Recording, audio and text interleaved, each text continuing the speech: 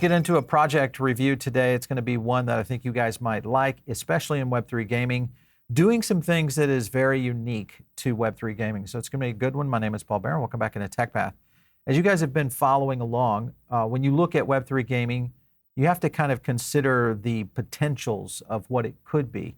Good example of that is Palworld. Palworld, of course, has now over 25 million, and this is back in February. And it's been a month since that was released. So I wonder what those numbers are now. Steam had 15 and Xbox over 10 million players. Palworld, if you're not following in the Web3 side of our gaming coverage, this is one of the biggest releases out there from a small studio that got released on Xbox, and it has exploded.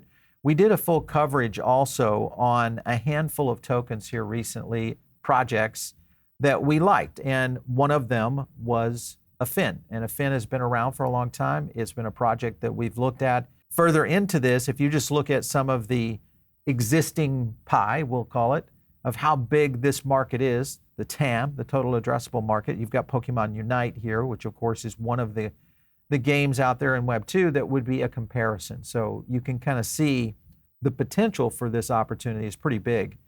And further into that, this is a tweet coming in from their CEO, Lucas Lee, who's going to be on the show today. We'll have him here in a second. But he said, thrilled to reveal the test stats of Buddy Arena. This is the retention on day 7. Now, Buddy Arena is number 3 right now, and that's above Pokemon Unite by almost 2%, so a little over 2%. Again, this is just showcasing that Web3 gaming can definitely hold its own, and I think that's something that everybody has to pay attention to. If you go to their website, take a quick look at the ecosystem. Currently, Buddy Arena, this is the real-world asset side. We've showed this before in our FYN video. And then also what's coming is Nexus World. So when you think about Web3 gaming, you have to look at what are some of these Web3 gaming projects trying to achieve. And this is going after a major chunk of the pie. Now, a couple of things that you have to consider is whether or not Web3 gaming can kind of overcome the big problem that we have, the elephant in the room, so to speak, and that is Apple and the Apple tax. I want to go to a clip real quick that kind of explains how these companies are doing it. Listen in. If you use this token to buy the in-game items and you get a 30% discount or you get a 30% boost, naturally, even if it's so complicated for me to buy the token, I will go and do it. It's 30% difference, right? I'll go and freaking find my way to go and buy the token. And even if I'm skeptical about this cryptocurrency kind of thing, I will still go and buy it. Why? The way to really onboard and really grow, right? It's by adding so much value that it's irresistible. And that is what we are putting our focus on. Real utility, real value. But right now, we've got to move the needle on mass adoption. Now, to do that, part of it is to get interoperable. And if you look at the current tweet from Affyn, this just shows you that this is one of the most unique games out there because it has the capacity of being able to operate on almost any chain out there. I mean, you look at that, Ronin, Solana, very closed ecosystems, other than just going into somewhere like, Polygon or Avalanche or even the Ethereum ecosystem. So the point is that this is something that hasn't been done before. So we want to welcome into the show the CEO of Affyn. Great to have you, Lucas. Thank you for having me. Nice being here, Paul. So excited Lucas, to be here. Yeah. Hey, listen, we're happy to have you. But listen, I want to get into a little bit about just in general. Some of our audience may not realize the project, how long you guys have been doing this, where you currently are today. Can you give us a little bit of a scope of where Affyn is today? Yeah. So Affyn started in 2021. Back in the previous bull market. So we managed to fundraise 20 million USD back then. And for the past 2 to 3 years, we spent most of our time focusing on just building and developing. And now that we have really created a product already, we are set to launch it on March 21st. So essentially, if we look at Affyn as an ecosystem, we are really integrating the virtual gaming experience to interact with the real world. So we believe that's where the future of gaming is going to be. And we have been building 3 projects in parallel, right? One, it's the mobile game launch Buddy Arena that will be set to launch in 21st March next week. The second one is the lifestyle application where players can interact with the real world. And Right. of course, the third one is our flagship product, Nexus World, the geolocation game that is set to launch in Q4. Our beta will be launched in end of this year. Yeah. So that's where we are today. Hey, listen, that's a pretty aggressive launch schedule to get everything done in 2024. So kudos to you for you guys to hit those numbers. That would be amazing. Yeah. And again, just to see the countdown there, 21 March, so 7 days away if you guys are catching this video a little bit later. This is going to be one that, and we've continued to watch this token. It's doing some pretty crazy things overall. When you look at the interoperability, and because that's been one of the things that I think has been challenged to Web3 gaming as a whole. First of all, how did you guys do this? Can you explain the tech a little bit and how it actually works with so many blockchains? So, because interoperability has always been something we've been striving for, you see, at the core of what Affyn is trying to do, it's really to bring people together, and not just from a consumer standpoint, but we have always believed that in this current era, companies to really thrive in this era is not to compete with one another, but to really work together. So this is something that we have been building, trying to lay the foundation properly. And so we wanted to go multi-chain, to not only to be able to integrate with just one chain itself, not only just on Polygon. Currently we're on Polygon. We just recently announced our partnership with Immutable. That's our second one. But to really go to scale it right, we have to go one by one to build the tech. So it's not so much so that we can do it on day one just like that, but we are doing it one chain at a time. So and by doing this, we have announced a partnership with a pretty huge project called Imaginary Ones. So Imaginary Ones, they will be able to integrate their NFTs into the Buddy Arena game, and their IPs will appear into the game, and they can actually play around with it. And more importantly, the NFT holders will be able to not only recognize their IPs in the game, but it also allows them to have a play-earn booster that they can more than it used to be. Right. So this increases the utility value of the NFTs and create engagement for the community of other projects. So this our first ever partnership that really marks the application of our interoperable product. Just creating this really unstoppable value, which I think is something that is needed, obviously with Web3 right now. I was looking at some of the NFTs here that you guys have out there. Value continues to climb on these. What is going to be some of the big benefits of these collections beyond what we see in the interoperable side? As what you see here for Generation 0, right, this is our first ever NFT collection. There's a total of up to 400. So as a collectible set of NFTs, the value in itself has already been set because it's limited edition. It's only this very small limited supply. It's very similar to like how we associate with Pokemon cards, right? Like the Charizard card. It doesn't necessarily make you stronger in the game, but as a collectible, it's worth a lot of value. So it was inspired by Charizard, right? Like back then, Charizard card was worth like a few $100,000. And why was it worth so much? Because of the collectible value. As the game gets more and more popular, the collectible value of it's very, very strong. So most of the value comes from there. But we wanted to give something even more interesting to our NFT also on top of the visual and aesthetic purpose. But the fact that if you integrate the NFTs into the game, you can also participate in the play to earn campaign where it gives you the extra booster of earnings. So this incentive to buy, the NFTs, not just as a collectible, but there's also a utility value to it. Very unique. I think that is that's not something that we've seen a lot of, for sure. I mean, there has been some of that, with projects like Honeyland and a handful of others that have started to move into that kind of value proposition of, giving their users almost, I'll call it a subsidy, to get them in and active within the game. So very cool that you guys are doing that. I want to jump over to a tweet that we posted, or you guys put this up. Tag the projects you wanted us to collab with. Now we put in our list, which is Honeyland Bees, Star Atlas, the Pets, Wilder World Beast, etc. You could also think about Illuvium with the Alluvials, I mean, what's the likelihood of those kinds of partnerships coming to life? The likelihood, I would say pretty high. It's an initiative that we are going to put a lot of concentration on this year, especially since we have already set up the technology for it. That's going to go live on 21st March. So naturally, we'll be able to reach out to a lot of all these projects that we can collaborate together and actually work together. So one of them, it's currently we have a partnership with Sandbox, right, where we are really working on interoperability, where our IPs can go into their metaverse. So and that is something that we are striving for. And we don't just want to work with 1 to 2 projects. We want to be able to scale this much larger with the quality projects that are really building products of substance. Okay. I like the fact that you're open to that, because I think that's going to be something that would add value to all ecosystems, and also the function of games that themselves, especially with these assets for this. Let's talk about Solana Saga.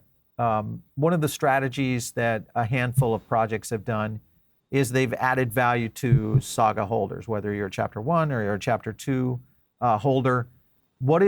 First of all, what's your opinion on projects, game companies doing that kind of strategy to try to increase their gamer base through the Solana ecosystem? So in my opinion, right? Okay, the Saga one was very interesting. They actually focused on the game, the phone itself, right? And they surprised everybody with the airdrop, but it wasn't.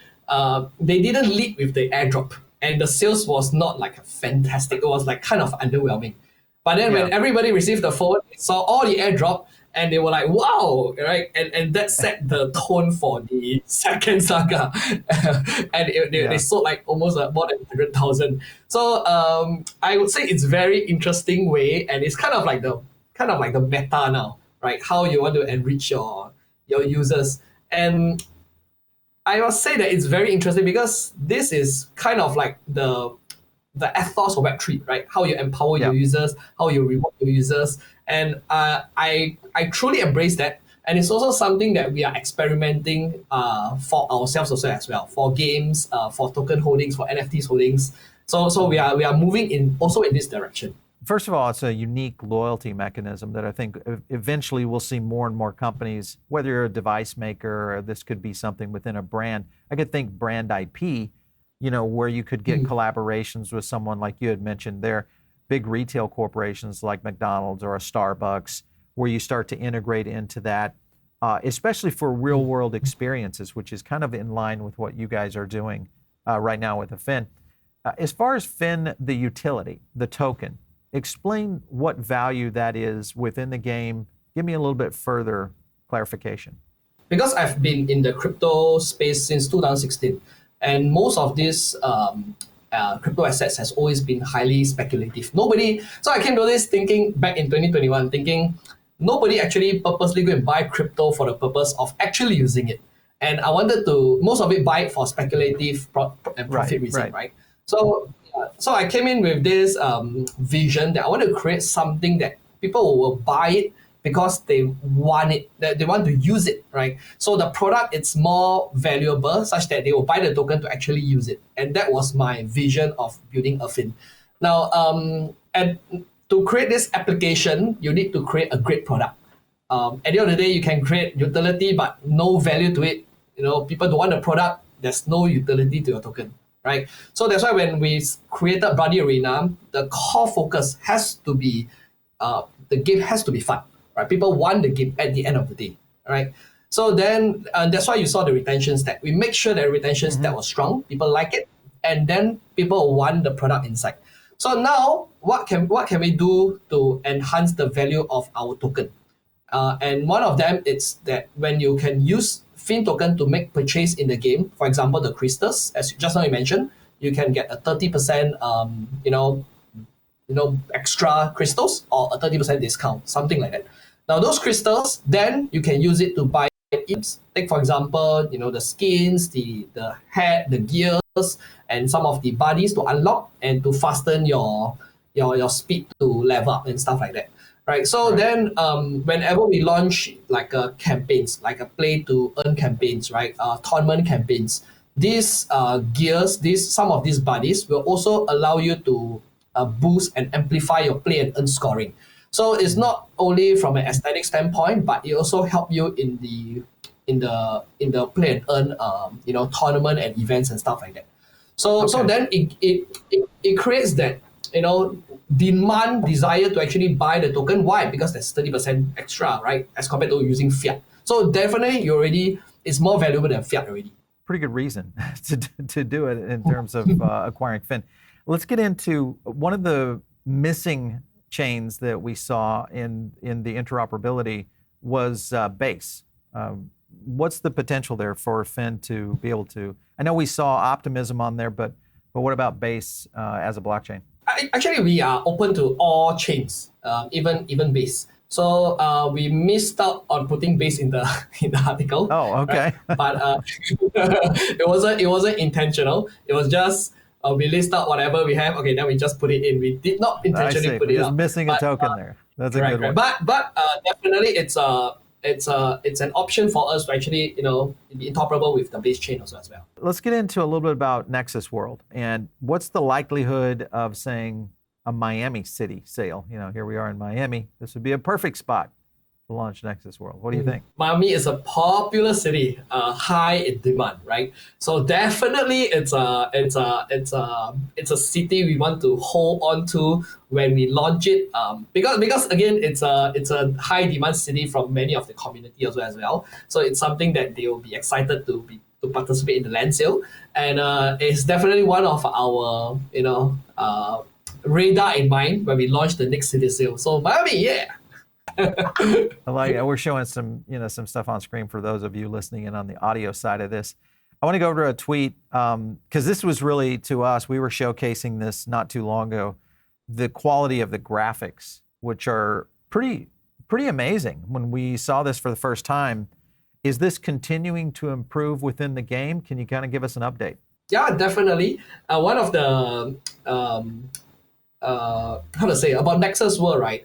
We wanted to give people the feeling of like a fantasy world, right? The vibe is great. There's a movement. So it will also be on mobile, right? And it's kind of like you hold it and then you move around with it. It will move together with V1. So the whole experience we are trying to achieve, it synchronizes with your real world activity and your real world movement. Right.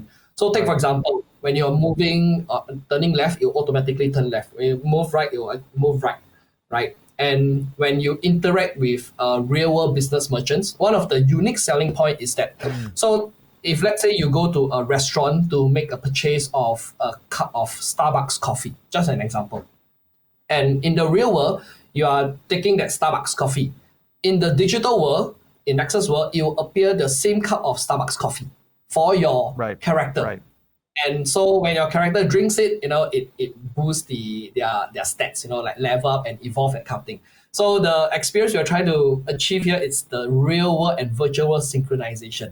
Now, if you go to a Lacoste retail shop, if you buy a pink jacket in the real world, right, and it will appear the same pink jacket in the digital world where you can equip on your digital avatar. So in the real world, you're wearing the pink jacket. In the virtual world, you're also wearing the pink jacket. I'm glad you mentioned that because I want to show you a clip. And this is a clip from an interview we did with a project called Devour. Full disclosure, I'm an advisor for that group, mainly because I'm looking at what they're doing from a retail standpoint for food. And they have like a Web3 component of how to do food ordering. I want to play this clip for you because I think this might be an interesting partnership. Listen in.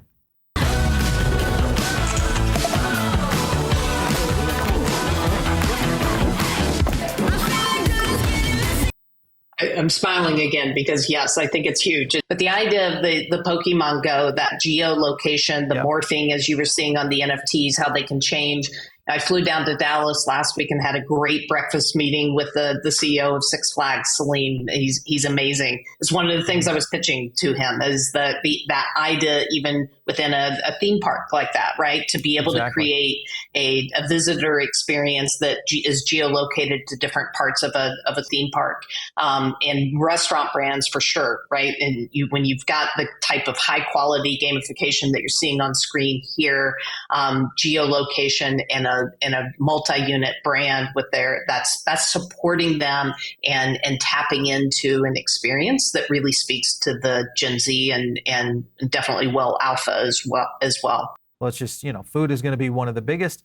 Ordering, we already know the capacity and the size of that market, and the gamification of that market has already kind of exploded. Doesn't matter what brand you look at, everybody's starting to look at that. So this might be an interesting partnership to get you guys hooked up with the Devour team. We got to connect you for sure. What do you think about that? I mean, what are your thoughts, not about that partnership, but about the idea of these other projects that are working in these other retail sectors that could apply to what you guys are doing at Affyn?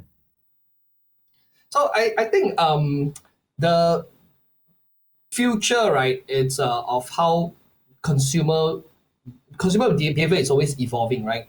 And companies like them are also really adapting to these people, of how gamers in future won't just want the virtual experience. They also want to have interaction with the real world.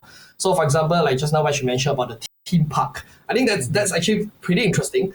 And I see a lot of collaborative opportunity over there. And it's something that I believe that is really the right direction, because if you really think about it, right, there is so much unlimited content in the digital world, right? That makes the physical experiences in the real world more scarce. And that's why I find that companies and projects going in this direction will be the right way to go, because the digital content is always evolving and there's so much infinite content there. But in the real world, experience in the real world are getting more and more scarce. So I find that projects that does something like they not only elevate the player's experience, but it also helps businesses, retail businesses thrive also as well. So I find that this is a great way to go. Definitely lined up with what you guys are. Talk to me. I have a couple more questions. One, I want to get into your demographic, leaning a little bit more female. Why do you think that is right now? Okay, from a business standpoint, right, we start to see there's a trend in female gamers. And there's a statistics that show that female gamers are spending 72% more than male gamers. And that's one factor, right? Secondly, right, I have this theory that if the female in the relationship, in the family plays the game, the child will play the game, the husband will play the game. So the female is the one. It's like retail. That when the female selects the retail, whether you go out to eat or you're going to shop, it doesn't matter. If the female is the catalyst of where you're going, she's in essence the economic leader of that. So that's interesting that they're spending more in the games. That's cool. So because our vision is to go mainstream, right? That kind of like trying to become like Pokemon Go. So we feel that if we just target male driven, then it becomes very niche again. Lucas, I'm looking at GDC, their website, the Diamond Partners this year. This event is happening here in the next couple of days. This is going to have a lot of new Web3 presence this year. In fact, I mean, Avalanche is going to have a huge booth. We've talked to them. But you look at some of the partners, you got Epic, Google, Meta, which is really huge in this particular case. And you got Sala, and then also We Made, both Web3 companies. My question is when you look at now Web3 becoming more mainstream at these developer conferences like GDC, a lot more developers starting to move in from Web2. The acceptance rate probably from gamers is going to lift as we see more games coming out that are doing really cool things. When you look at Meta being here, it's kind of front and center. Do you feel like AR, VR will be a big component of this, especially for Affyn, or do you think that's going to take some time? I still think it will take some time, personally, like because of the adoption of AR, VR. I think even the technology is still not there yet, and how people use the product. So I think it still takes some time. I mean, if we look at Apple Vision Pro, right? Apple Vision Pro launched recently, months. People were really excited about it, but of course the cost is one thing, and I find that, of course, it's still too bulky and big. So it takes time for the adoption to actually happen. So maybe hopefully one day, right, it becomes more affordable and also more convenient and slowly it takes time to adopt, but I believe that will come. Yeah, for sure. Well, it's good to see that we've got some Web3 presentations there this year. We're going to see a lot of Web3 gaming represented there for sure. So, hey, Lucas, it's been great having you on the show today, and I love finding a little bit more about what projects are doing. We're big fans of FYN and are really, really kind of excited about where you guys are. I'm looking forward to you guys to kind of break that glass ceiling. So thanks so much for coming in on the show today. We appreciate it. Thank you for having me. Yeah, great meeting you. All right, you guys, if you're tuned in right now, maybe on the audio side of this for the podcast, jump over to the YouTube channel, get the full experience. If you're not joined into our Diamond Circle, get in on that now. It's another great place to get additional content, or catch me out there on X at Paul Barron. We'll catch you next time right here on TechPath.